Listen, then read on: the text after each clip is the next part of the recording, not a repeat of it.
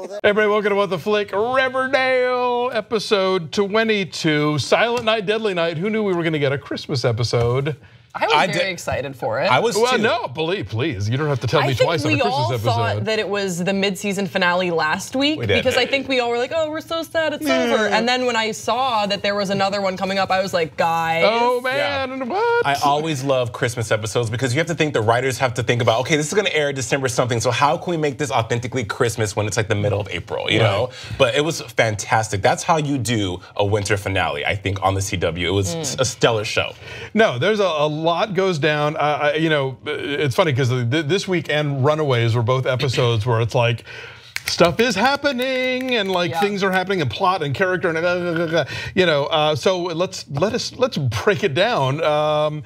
So Archie and Betty pursue the Black Hood. Yes. And we find out that it's Mr. Svensson, which is kind of an revelation. But it's not though. This is I will go on record right now. My prediction. I still stand by the Black Hood being Betty's dad. He's someone else. I agree. So I think that the Black Hood was blackmailing Mr. Svensson or something. You know, threatening him with cutting off his finger. I'm going to do something worse to you if you do not bury Archie, which we see, because even like the Black Hood wasn't fully committed to, like he wasn't as menacing as we've seen the Black Hood be before. So he didn't commit to the bit. Yeah, No. he didn't commit to it. So I don't believe that this is the Black Hood. I don't see either. at the end of the episode that Betty and the voiceover from the omniscient Jughead knows that this is not.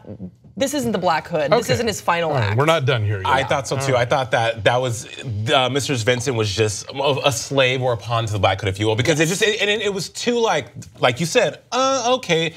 Also, the burying, I would have loved for Archie and Betty to have been buried a la Days of Our Lives. I don't know if you guys are Days of Our Lives fans, but back in '93, they buried Carly alive for a good 2 weeks and was the best storyline. If Betty and Archie were buried alive in the finale, that would have done my head in a good way. I'm trying to think of the Dutch movie where they do the burying alive, which is super scary, and they did a terrible remake with like Ryan Sandra. Reynolds. No. That's a different movie with Sandra Bullock and Kiefer Sutherland back in the day. It's the something. Anyway, never mind. I'm blanking.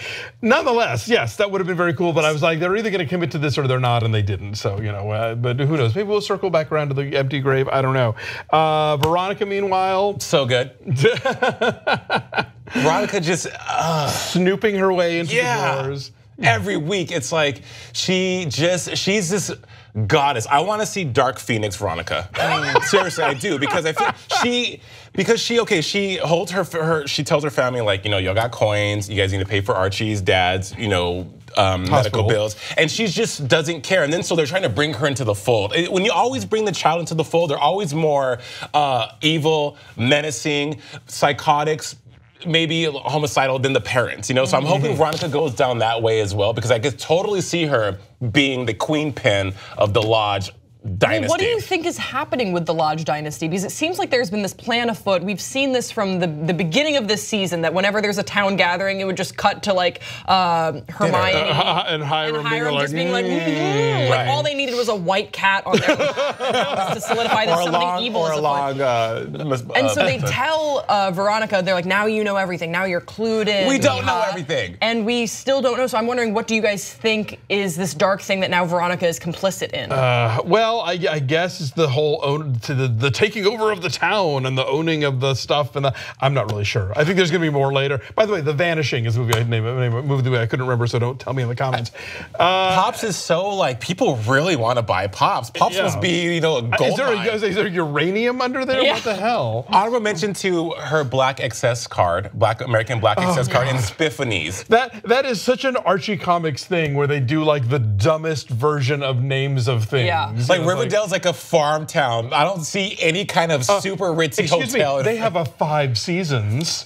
It's amazing. So amazing. Knock it off with those. Where can you get besides online, where can you get an Airman scarf in Riverdale? You know what I mean? And I'm sure I'm surprised they didn't call it like, you know, Sharemez or something. Sharemez scarf. Okay, so another dark turn that we have to talk about. I think even darker than Veronica, since that was sort of mysterious. Jughead carving a tattoo off a lawyer? Right. And as someone with tattoos on that spot, ouch. I was watching and I was like, don't do that, bad Jughead. And then he refers to it as his pound of flesh. Right. It's like, that's not a metaphor anymore. Don't you guys love I'm so loving the kids going rogue. It's so good, because that scene to me was like, killing him, Jughead. You took matters into your own hat, and also him, no time for subtlety. It's the mid-season finale. Yeah, let's just go hard or go home. Yeah. Well, remember we began this season, we were all sort of speculating, will Jughead accept himself as a serpent? They always said he was half in, half out, you can't be half a serpent. And then we really culminated at the end of this episode with Jughead proclaiming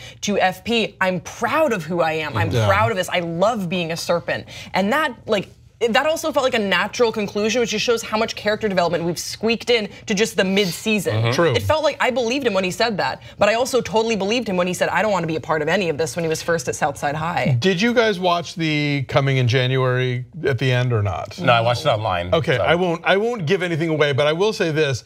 We are treading into territory now where, there was that long-running joke on South Park about Simpsons did it, where like Simpsons been on the air for so long, they've done all the plot lines basically. Yep. I think we're veering into Degrassi did it territory. That's all I'm saying. I will leave it at that. Oh no. I'm sure they'll still do their own Riverdale kind of spin on it though, Okay. not to worry. I know, Grace, you're probably gonna hate me for saying this, but Betty being Dark Betty, and we're trying to figure out what's Betty's damage. I don't know. I don't think we but really that's saw been a recurring thing. Right, and recurringly, I'm still not buying it. Well, yeah, it does kind of feel like this character is too nice. We need to give her a dark side, and so they just gave her a dark side. And at some point, that there may be some dots connected there. But yeah, like season 1, there was that sort of showgirls moment, and then this season now with the Black Hood, it's like, okay, yes, we get it. You keep telling us that she has a dark side, so we'll take your word for it. Is she gonna be murderous? But please explain where it came from and how does it manifest when she's not like being super obvious about it for camera. I would say ish. I think we definitely saw it in season 1. In season 2, we had moments of that, but in this finale, I think that she actually was really more on the verge of a breakdown, and that's why she and Archie shared this very problematic smooch. Oh, there's that too. Yes. And so I think that happened because she wasn't getting in touch with that dark, strong side of her. She was feeling really frayed and having to hold things together and at her breaking point, and that's why Archie was like, all right, we're gonna get through this. We're gonna get through this together. First, make out. Now, get Black Hood. I do like her badass moments, like with the nun. Look, you're gonna tell me what I want to know, or I'm telling everybody about your little horror show that you got running here. Dark Betty? I don't think that's necessarily Dark Betty. That's just cunning, witty, smart Betty. Yes. Right, but see, cunning, witty, smart Betty always comes out so, just surprisingly is the word I'm looking for, maybe, or it just seems like she goes from, hey, Alonso, how are you? Don't fuck with me, I'm crazy. Hey, it's never ever like, it just seems so inorganic, the same way, Cheryl's exchanges with her mom, I guess, seems so inorganic. I need them to stay that way, though. I love that. Yeah, Is it obvious, mommy? I'm saving Christmas. Yeah, I love that. The stiltedness of the Blossoms is kind of their appeal, and so I guess that was our Freddy Krueger subplot. The like, oops, we killed the wrong guy. Maybe, sorry. Yeah. Anyway, so. This for a midway point, I'd say this has been a hell of a season. It's been a hell of a season, and I'm very, very glad and super elated that the CW, when you have teen dramas, they can either go really One Tree Hill. You guys remember that show? How it's just like, oh, it's so much teen angst and no excitement. But this was like, wow. Even for me, who's super skeptical and kind of like a douchey hater when it comes to television, I was on the edge of my bed. All right. Because I was sleeping, I was in my bed watching it this morning. You heard that from the douchey hater. So, all right. Happy holidays, everybody. We'll be back in January when this show comes back. So, thanks for watching.